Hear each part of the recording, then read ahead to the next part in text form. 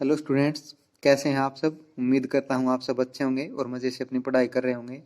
अब हम पढ़ेंगे क्लास 7th की सिविक्स का 5th चैप्टर है we man change the world. यानी किस तरह औरतों ने पूरी दुनिया को बदल के रख दिया।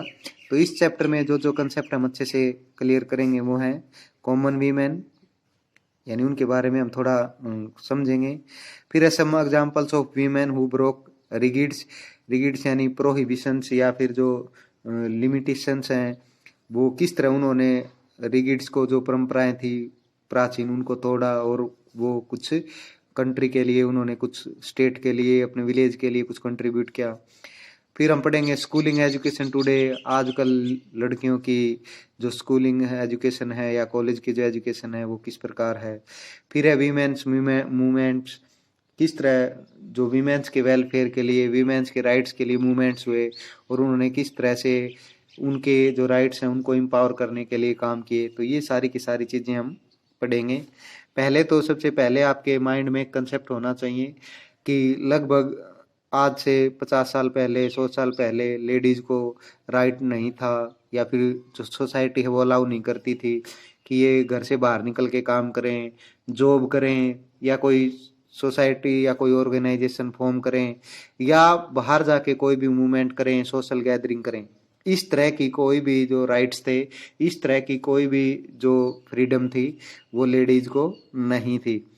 तो वो जो लिमिटेशंस थी, वो जो बाउंडेशन थी, वो जो रिगिड्स थे, किस तरह से कुछ एजुकेटेड वीमेंस ने अपनी सेक्रीफाइसेस से, या कुछ ने अपनी फैमिली की हेल्प से, किस तरह ये जो सारी लिमिटेशंस थी, ये जो सारी बाउंडेशंस थी, उनको तोड़ के कंट्री के लिए, वर्ल्ड के लिए अपना जो रोल है वो पे किया, और एक आइडल रोल पे किया, यानी पूरी दुनिया के लिए एक आदर्श बनी। तो ये पूरा का पूरा चैप्टर वीमेन और खासकर जो गर्ल्स हैं उनके लिए है। तो मज़े से पढ़ना है, बहुत मज़ा आएगा पढ़ने में। तो आज भी जब हम बात करें तो अप्रोक्सीमेटली 85% जो लेडीज हैं वो एंगेज्ड हैं agricultural and house hold works. पिछले चैप्टर में ही हमने पढ़ा था कि कुछ जो डोमेस्टिक वर्कर्स होती हैं शहरों में, आप जो घर घर जाके साफ सफाई का काम करती हैं, कुकिंग का काम करती हैं, क्लीननेस का काम करती हैं, या केयर टेकर होती हैं, बच्चों को संभालने का काम करती हैं। तो 85% जो वीमेन हैं आज भी वो क्या करती हैं, या तो हाउस होल्ड वर्क्स में एंगेज्ड हैं या एग्रीकल्चर में। एग्रीकल्चर आप समझते हैं। फिर है एक एग्जाम्पल दे रखा है, एक नहीं, दो या तीन, चार, पांच आपके आगे एग्जाम्पल्स आएंगे, जिससे कि आपके माइंड में कंसेप्ट होगा कि किस तरह से इन लेडीज ने, इन वीमेन ने इस तरह की सोशल बाउंडेशन को तोड़ के कंट्री के लिए एक रोल मॉडल बनने का काम किया। तो हम भी आज से, आपने एक मन में सेल्फ डिटर्मिनेशन बनानी है कि मैं भी जो बाउंडेशन है उन सबको तोड़ के, जो मेरे पास है उन सब रिसोर्सेज का यूटिलाइज करके, मैं भी कंट्री के लिए, अपने गांव के लिए इंटरनेशनल लेवल पे रोल मॉडल बनूंगी। फर्स्ट है Lakshmi Lakra. She belong to Jharkhand, यानी झारखंड स्टेट की एक लड़की है Lakshmi Lakra. Very poor family से बिलोंग करती थी। He broke the stereotype. Stereotype का मतलब पहले भी हम पढ़ चुके हैं। Stereotype is a belief that बाउंडेशन, एक common group, common society, common person या विलेज या जो सिटीज हैं उनको, सारे के सारे ग्रुप को एक कॉमन बाउंडेशन में बांध देती है कि लड़कियां तो ये काम नहीं कर सकती, या शहरों के लोग ज्यादा एडवांस होते हैं, या गांव के लोग भोले भाले होते हैं। यानी हमने पूरे के पूरे ग्रुप को एक कॉमन बिलीफ में, बाउंडेशन में बांध दिया। तो उन स्टीरियोटाइप को कि लड़कियां ऐसा नहीं कर सकती, उन सबको तोड़ा लक्ष्मी लाकड़ा ने।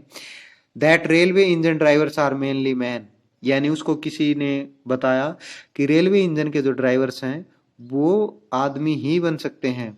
तो उसके तो दिमाग में ये बात आई कि आदमी ही क्यों बन सकते हैं। तो उसने इस स्टीरियोटाइप को तोड़ा। Now see is a engine driver in northern railway, यानी नॉर्थन रेलवे में वो अब एक इंजन ड्राइवर है। भारत की पहली महिला रेल इंजन ड्राइवर बनी है लक्ष्मी लाकड़ा, जो झारखंड से बिलोंग करती है। तो stereotype binding a group, a society, a caste, a community in a common and negative way. तो सभी के सभी पूरे ग्रुप को या किसी सोसाइटी को, किसी कास्ट को, किसी कम्युनिटी को, किसी रिलीजियस ग्रुप को जब हम बाइंड कर देते हैं किसी एक कॉमन बिलीफ में नेगेटिव वे में, तो वो स्टीरियोटाइप है। तो लक्ष्मी लाकड़ा के बारे में आपकी बुक में पूरा का पूरा एक आर्टिकल दे रखा है, पढ़ना, और पूरी की पूरी डिटेल वहां दे रखी है। तो लक्ष्मी लाकड़ा एक इंजन ड्राइवर, रेलवे इंजन की फर्स्ट महिला लेडी जो रेलवे इंजन की ड्राइवर बनी। फिर हम पढ़ेंगे Pandit Ramabai. She learned Sanskrit at home and became so expert and she works in a mission for widow and needed women in Pune. यानी महाराष्ट्र में जो पंडिता रमाबाई थी, उसने घर में रहते हुए ही यानी जो संस्कृत है उसकी अच्छी पढ़ाई की, और उसने संस्कृत और बांग्ला लैंग्वेज सीखी। और किचन में यानी बताते हैं कि जब वो मेनली किचन का वक्त जो करती, उसके साथ साथ बुक ओपन करके पढ़ती रहती थी। तो उसने फिर क्या किया, एक मिशन चलाया विडो वीमेन के लिए, यानी जो विधवा औरतें हैं उनके लिए, और जो नीडेड पर्सन वीमेन थी पुणे में, उनके लिए स्कूलिंग का काम किया, यानी उनको लिटरेट बनाने के लिए, शिक्षित करने के लिए इसने बहुत सारे जो मिशन है, बहुत सारी जो स्कीम्स हैं वो लॉन्च की। तो पंडित रमाबाई को माना जाता है रिफॉर्मर फॉर वीमेन। रिफॉर्मर होता है यानी जो प्रेरणा स्रोत बने, यानी सामाजिक जागरूकता जो लाए, तो पंडिता रमाबाई है वो वीमेन के लिए एक रिफॉर्मर बनी, और उसने महाराष्ट्र में पुणे में विडोज के लिए और नीडेड जो वीमेन थी उनके लिए कुछ फैसिलिटी, कुछ मूवमेंट चलाए, कुछ मिशन चलाए, और उनको एजुकेट करने का काम किया। फिर हम पढ़ेंगे Jyotiba Phule, first female teacher of India. यानी जो ज्योतिबा फुले थी वो फर्स्ट फीमेल टीचर है इंडिया की, जो and open school for girls firstly, यानी सबसे पहले लड़कियों के लिए जिसने स्कूल खोला वो ज्योतिबा फुले थी। और इसने उन सरकमस्टांसिस में, उन विषम परिस्थितियों में लड़कियों को पढ़ाने का काम किया। जब आप इनकी बायोग्राफी या पढ़ेंगे या इनके बारे में पढ़ेंगे तो आपको पता लगेगा कि ये जब स्कूल जाती थी तो सोसाइटी के लोग, गांव के लोग इनके ऊपर पत्थर, कूड़ा, करकट, गोबर तक फेंकते थे कि एक महिला होके घर से बाहर निकल के पढ़ने का काम करती है। तो ये जब स्कूल में जाती थी तो अपना एक बैग लेके जाती थी, और उसमें दूसरी जो ड्रेस थी वो डाल के लेके जाती थी, क्योंकि एक ड्रेस जो सोसाइटी वाले हैं वो गंदी कर देते थे। कोई मिट्टी फेंकता, कोई पानी फेंकता, कोई गोबर फेंकता, कोई पत्थर फेंकता। तो फिर भी इसने हार नहीं मानी, और पहली बार लड़कियों के लिए जो स्कूल है वो खोला, और भारत की पहली महिला जो टीचर है वो ये है ज्योतिबा फुले। यानी आप इसको सावित्रीबाई फुले भी इसका जो पूरा नाम है वो याद रखेंगे। ज्योतिबा फुले इनके हस्बैंड का नाम था, तो ये अपने नाम के आगे ज्योतिबा फुले ही लगाती थी मेनली। तो सावित्रीबाई फुले इनका जो पूरा नाम है वो आप याद रखेंगे, ज्योतिबा फुले का सावित्रीबाई फुले। और जो ज्योतिबा फुले इनके जो हस्बैंड थे वो भी बहुत बड़े सोशल रिफॉर्मर थे। इसके अलावा आप आजकल देख रहे होंगे हिमा दास, जो एक बहुत बड़ी बहुत ही फेमस रेसर है, पीवी सिंधु, मनु भाकर, गीता बबीता फोगाट, और इस तरह बहुत सारी जो आजकल की जो गर्ल्स हैं, वीमेन हैं, वो कंट्री के लिए, सोसाइटी के लिए एक रोल मॉडल का काम कर रही हैं। फिर है रसुंदरी देवी, वेस्ट बंगाल में थी। She was a housewife and wrote her autobiography Amar Jiban. Rasundari देवी ने अपनी एक ऑटोबायोग्राफी लिखी जिसका नाम है अमर जीवन, बांग्ला लैंग्वेज में। She was first Indian lady who wrote autobiography, यानी वो भारत की पहली महिला है रसुंदरी देवी जिन्होंने अपनी ऑटोबायोग्राफी लिखी।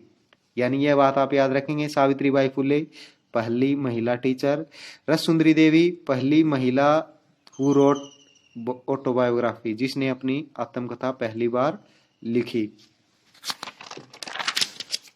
फिर है Rokeya Sakhawat Hussain. She belong to a rich family and lot of land, यानी ये बहुत रिच फैमिली से बिलोंग करती थी रोकिया शेखावत, और उनके बहुत ज्यादा जमीन भी थी।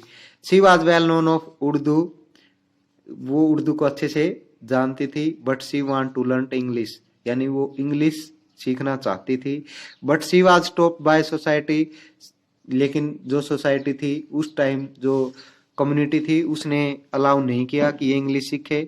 सी learned English with the help of her elder sister, यानी उसके एल्डर ब्रदर और एल्डर सिस्टर ने उसकी हेल्प की और उसने फिर वो इंग्लिश में एक्सपर्ट हो गई, इंग्लिश उसने सीख ली। और बाद में उसने एक इंग्लिश में ही एक रिमार्केबल स्टोरी लिखी, सुल्तानाज ड्रीम 1905 में। सुल्तानाज ड्रीम में सुल्ताना नाम की एक लेडी होती है जो ये मतलब इसमें आर्टिकल आपकी बुक में दे रखा, अच्छे से पढ़ेंगे कि वो लेडीजों के लिए जो वर्क है, लेडीजों के लिए रोल मॉडल है वो बनती है और सारी जो रिस्ट्रिक्शंस है लेडीजों के लिए वो तोड़ देती है और लेडीजों को फ्रीडम दिलाती है। तो ये पूरी की पूरी स्टोरी आपके चैप्टर में अच्छे से पढ़ना।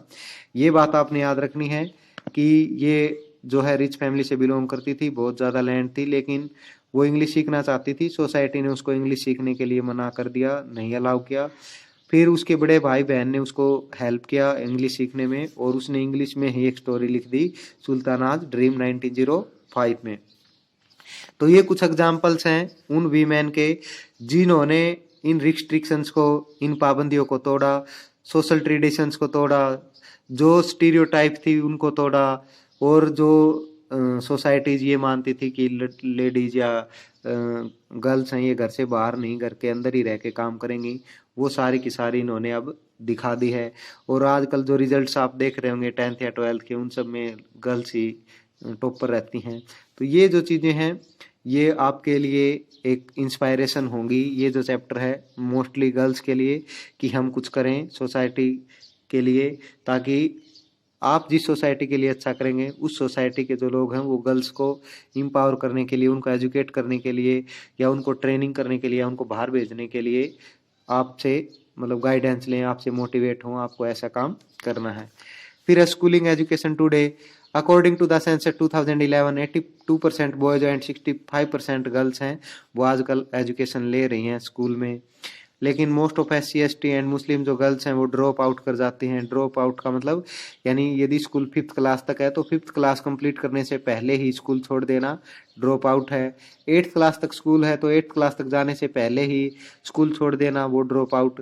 तो मोस्टली जो ड्रॉप आउट है वो 10th तक जाते जाते जाते जाते ड्रॉप आउट बहुत ज़्यादा हो जाता है और वो मोस्टली गर्ल्स का ही होता है। SC ST और जो मुस्लिम गर्ल्स हैं उनका ही होता है। तो उनके लिए हमें मूवमेंट या अवेयरनेस जगाने की ज़रूरत है।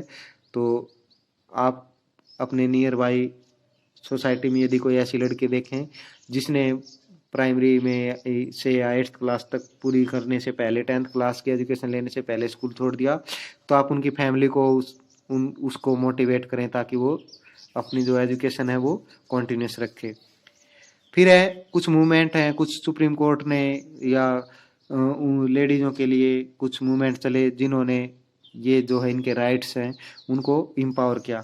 Allahabad passed in 2006 that girls and women can not harass at the on the behalf of physical and mental violence, यानी किसी भी घर में उसकी फैमिली के द्वारा कोई भी गर्ल्स या वीमेन उसको हरासमेंट नहीं किया जा सकता, उसको वॉयलेट नहीं किया जा सकता फिजिकली और मेंटली। अगर कोई ऐसा करता है तो आपने नाम सुना होगा महिला सेल में उसका केस हो गया। कई बार ऐसा होता है कि ससुराल वाले किसी को तंग करते हैं तो वो डॉवेरी से दहेज की मांग करते हैं, तो कई जो वीमेन हैं वो मर भी जाती हैं, तो बाद में डॉवेरी सिस्टम के अकॉर्डिंग उन पे केस लगता है। तो ये सारी की सारी कानून जो कोर्ट है सुप्रीम कोर्ट उसने लेडीज़ों के लिए प्रोविज़न कर रखा है। फिर है several groups of women started raising several groups of women started raising awareness and protesting women's right, यानी अब बहुत सारे ग्रुप्स हैं जो वुमेन्स के राइट के लिए अवेयरनेस फैला रहे हैं और प्रोटेस्ट कर रहे हैं। आपने अभी अभी नाम सुना होगा SHG group, self help grouping system. गांव की कुछ 10 या 12 लेडीज एक ग्रुप बनाती हैं जो पर मंथ अपनी 100 या 200 रुपये जमा करवाती हैं और उनको सरकार के द्वारा या बैंक के द्वारा कुछ लोन है वो प्रोवाइड करवा दिया जाता है 20,000 30,000, ताकि वो ज़रूरत के हिसाब से अपना यूज कर सकें, किसी इंटरेस्ट के ऊपर यानी किसी लैंड ओनर के ऊपर या किसी रिच पर्सन के ऊपर डिपेंड ना रहें, खुद का काम करें।